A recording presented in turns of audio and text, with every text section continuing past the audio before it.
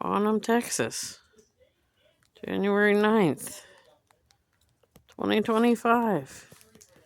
We have snow, folks. These 4 inches, and it is still coming down.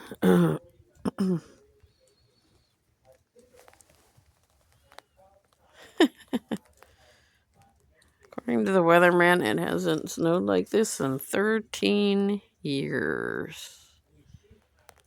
And I would get off the stairs, but I think my foot would probably go through it. Winter wonderland in Texas. Who would have thought? This is the most snow we've had since we moved here 8 years ago. The most. There you have it. A little bit late for Christmas, but it's here.